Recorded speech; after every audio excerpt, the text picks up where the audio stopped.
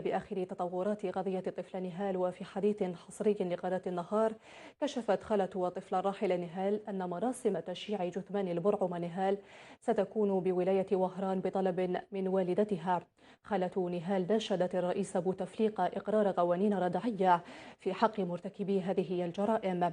هذا ورصدت كاميرا النهار توافد جموع المعزين إلى بيت طفل نهال منذ مساء أمس.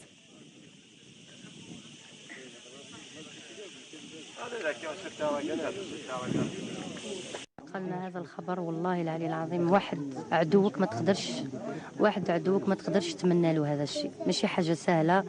كنا عندنا امل زعما يلحقنا باللي بنت اختي تكون عايشه، زعما كي فاتت عليها سمانه كنا عندنا امل بزاف باللي ما بانت جثه، ما بان عليها والو، باللي عندنا امل فيها تكون حيه. بصح كي فاتت 10 ايام من هيك بانت الجثه وزادت بانت لاروب تاعها، هناك افتقدنا الامل. وشنو يماها ما بغيناش نقولوا لها، دائما نقولوا لها باللي اصبري بالكش هذا اللي داها يكون حن قلبه كي يشوفها هكاك تبكي يحطها لنا مسامي الدار، بالكش ندم، بالكش لا عاد عنده ولادو يندم ثاني كي يشوف ولادو، يحط روحه في موقف كيما هذا صعب، يشوف ولادو يدير له واحد كيما هكا ما يتقبلهاش.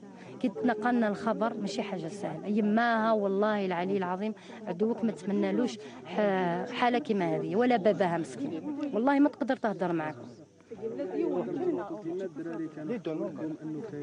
انايا المومو هذاك اللي راحت بنت اختي، بوسك انايا عشت اللحظه هذيك. بنت اختي هذه كانت معايا، راحت مع خالي وراجلي، كانت مساميه جت عن قاتو، كانت بوسك ولفت خالي هذا وتعرف راجلي مليح.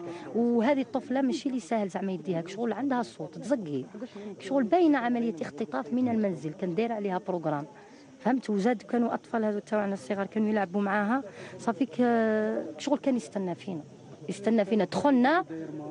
وانا وليدي هذا المومو هذا كان ما تبعتوش حتى الغدو من ذاك كي جات التحقيقات زادت تحققت وعيطوا للذراري اللي كانوا يلعبوا معاها باش تفكرت. قلت لها صح انا وليدي المومو هذاك اللي راحت بنت اختي، سقسيت قلت له نهال وين راهي طاهر؟ قال لي ماما جا نهال، قال لي ندي نهال جا وحش داها، بصح انا ما تبعتوش. هو وحش وشنو ان ماسك دارو؟ لا ما بغاتش. قلت لك انا لي قتلوا لي بنتي ما نقدرش ندفن بنتي هنايا، قلت لك نديها لبلادها.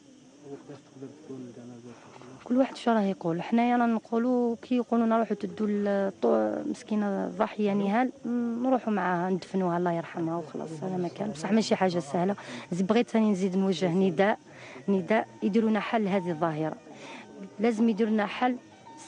سيدنا الرئيس يدير لنا حل، والشعب الجزائري ثاني يديروا حل لهذه الظاهره، باسك قادره هذه الظاهره صارت ضكها غدوه اي واحد تصرى له هذه الظاهره في ولاده، ماشي حاجه سهله. يديروا لنا حل تاع الاعدام، اللي يقتل الطفله ولا يدير لها كشما حاجه يديروا له حل الاعدام، هذا هو.